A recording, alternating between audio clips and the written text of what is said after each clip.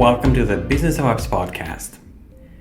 In a world built to fragment your attention, one news app made the opposite bet. Fewer ads, trusted sources, and users who actually stay. In this episode, we speak with Ramesh Ramalingam, VP of Product at SmartNews, about how a Japanese news app was rebuilt, not ported, for American users.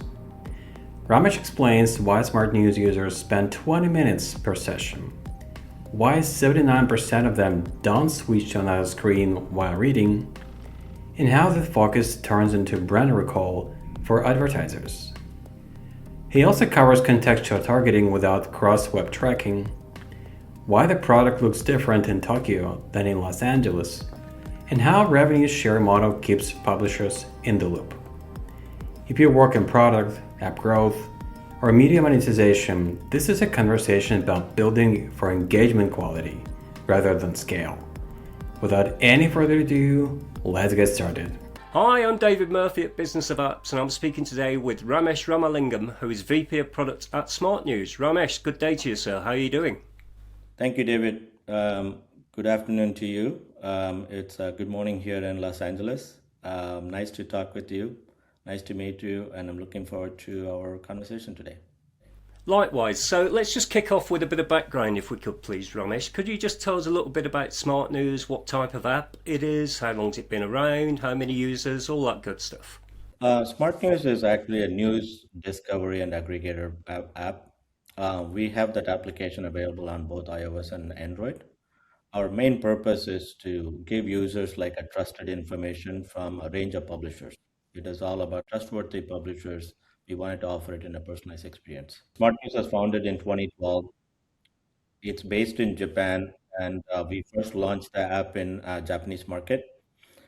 We have roughly about like a 24 million MAUs, and these users come back almost on a daily basis to us. And in US, we have about 4 million MAUs. Overall, from our app perspective, users have downloaded like a 50 million people are actively using our product. What is interesting about Smart News is it's not about the scale. We're talking about 50 million, but it's more about the user engagement. Our users spend on an average 20 minutes in our product, which is very high, and it's a strong engagement from a news platform perspective. Part of the reason we think it's happening is users are coming here with the intent that they wanted to get trusted news, and they wanted to get the information from a journalistic sources, but not like a social media where it is all sourced through a social feed and user generated content.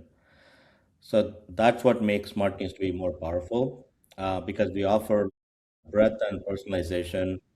We offer like a major news stories. It's not only from a news stories perspective, we also let the users follow their interest, and whether it's a hobbies or interest or a publisher they can follow.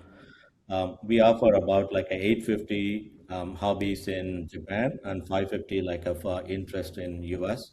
Basically, that covers from everything from knitting to horse racing to politics, anything that you're interested in, it's always available. Good stuff. And what would you say makes SmartNews different? Three aspects of it, Smart News is different. Number one is we are publishing the news from a trusted journalist, which is different than what you think about a user-generated content that you from a news platform elsewhere. The second one that you see, the users that are coming in are very committed users, actively engaged. That means they are coming here with the intent that they wanted to consume news. What we have seen from our research is that 79% of the users, when they use Smart News, they don't get distracted with any other media, whether it's a TV or some other like a desktop and other things that they do. That makes it that it's very unique for them, with a very high focused intention that they come to us, and they keep coming every day to us. So it sounds like a great concept, and you're getting lots of engagement from your users. But how do you monetize the app? We have two sources of monetization. The primary one is advertising. The second one is we also offer a subscription called Smart News Plus in Japan. That offers like news articles from premium partners. Let me talk more about our advertising because that is our major source of revenue. We do two ways. One is we have our own native advertising platform, and we offer both brand advertising and performance advertising for the marketers. In addition, we also use a third-party programmatic advertising where it makes sense in the sense that it has to fit in the user experience and also from a relevancy perspective. But since you're talking about advertising, the reason our advertising is different is that it's not that we only sell, we provide a very intent focused environment. That means the attention quality matters to the advertisers. I think I talked about a little bit earlier that our users spend like roughly 20 minutes with our app. And the second thing is they're not distracted by any other news media. That means they are very actively seeking information which is different than the social media platform that offers news content. The how this translates to from an advertiser perspective is they are very well engaged. That means they can recall the ads that they're seeing, whether the interest or favorability or purchase intent, which from our research has shown that the users are very well engaged with advertising that they see. Then the second one is the context. We also use a contextual platform to make sure that the ads that we offer is relevant to the content and to the user. We don't rely on invasive tracking across the web like other platforms do. What we built is a more like a privacy first brand safe environment, which is very highly attractive to the advertisers. Then the third one is about our audience. Our audience are very well engaged and they're also like a higher income demographic.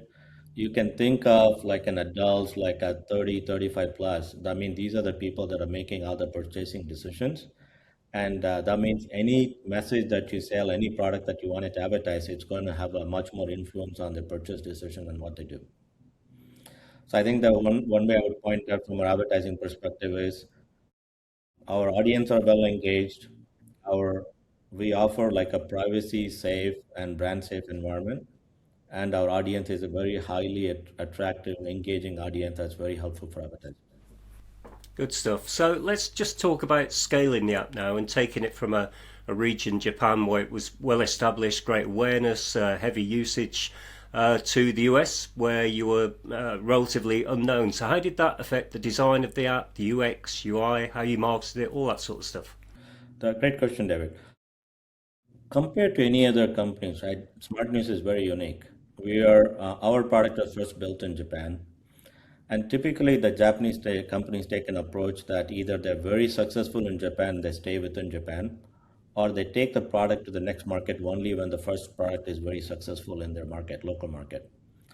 Our founders are much more mission focused. They wanted to deliver like trusted information to everyone that needed. Given that they initiated the product in US like 2 years after 2 years after founding Smart News. So the difference between the two products is the core mission of Smart News remains the same. We use trusted journalistic resources. We have a broad publisher relationship. I think this is very important for us because the publisher relationship means we have a revenue share model with our publishers. So we wanted the journalism to thrive, and we wanted to offer the content in a very discoverable way to the users. But there's also a difference between the Japanese users and the US users. Japanese users are used to very high density information experience.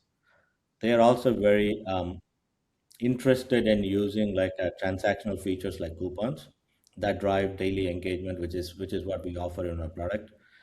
US users tend to prefer much more of cleaner white space, more streamlined experience.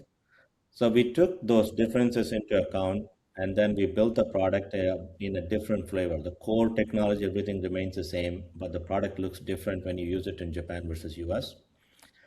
And the second part is we also wanted to understand how the users are consuming the news differently. Based on that, we also partnered with the local news providers in the US, and that helped us to make sure that the news app is relevant to the American users.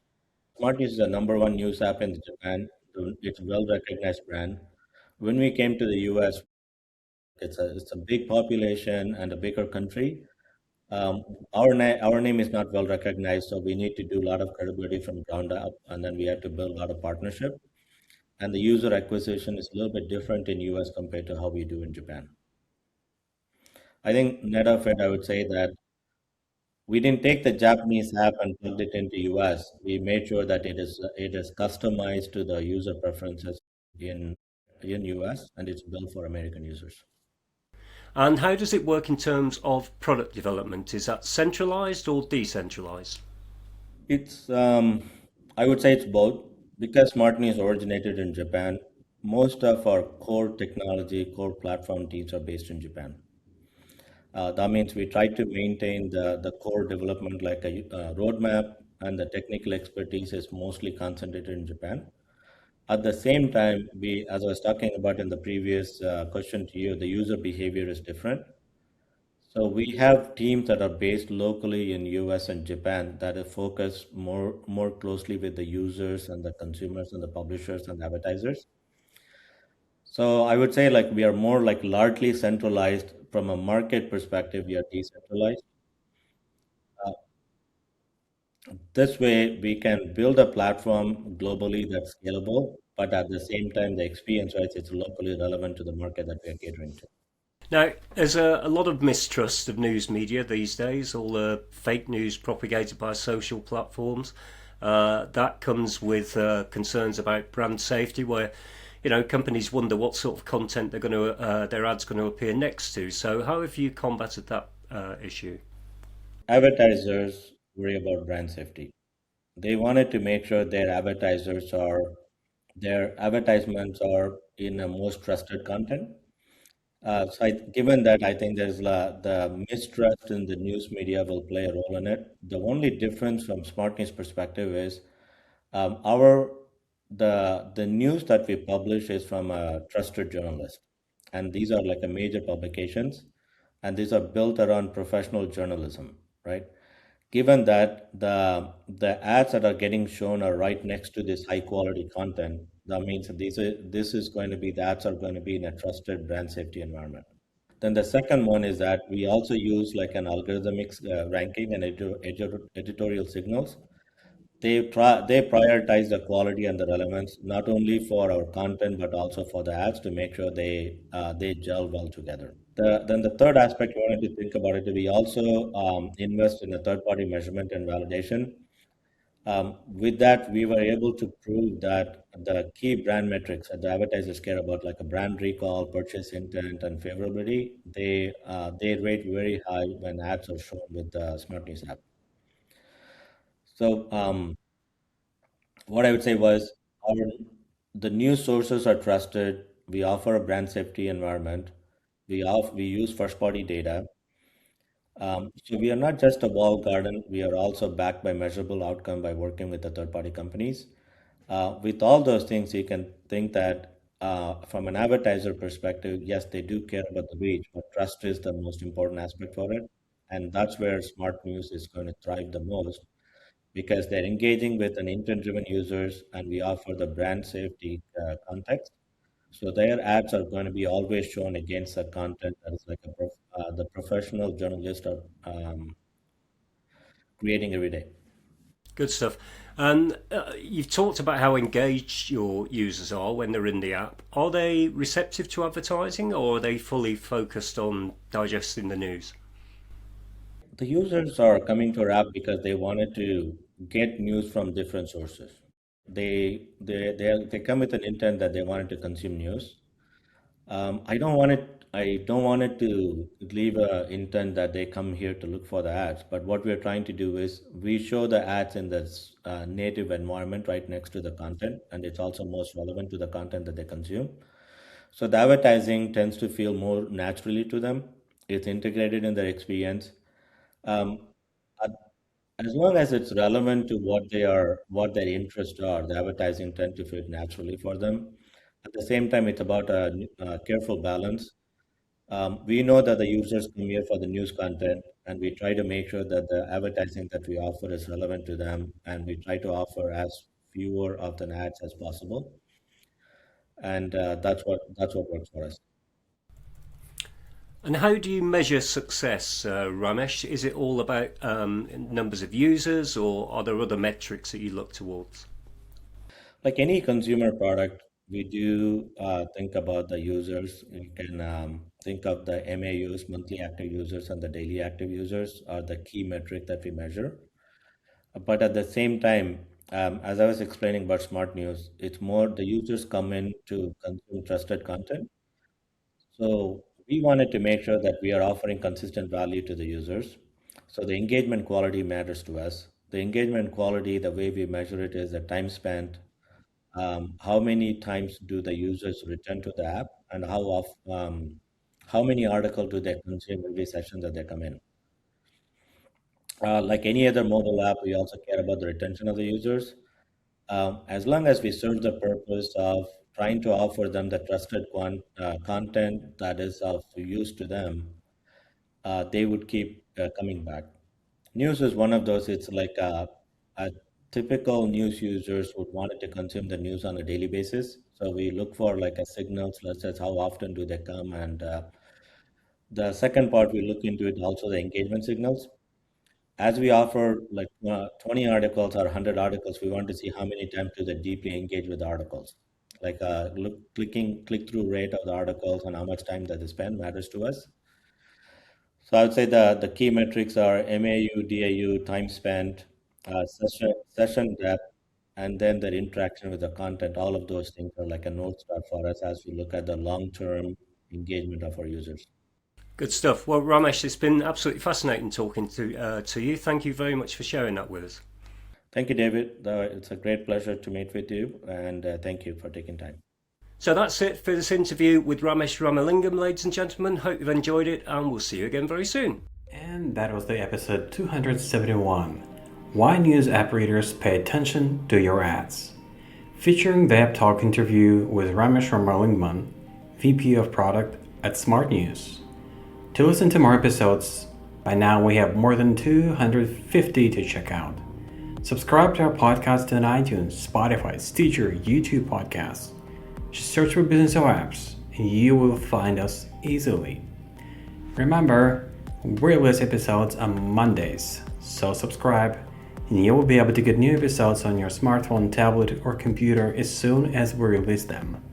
And please don't forget to leave us a review or comment on iTunes. It is highly appreciated. And all episodes will also be available on businessofapps.com. Thank you for listening. See you next week.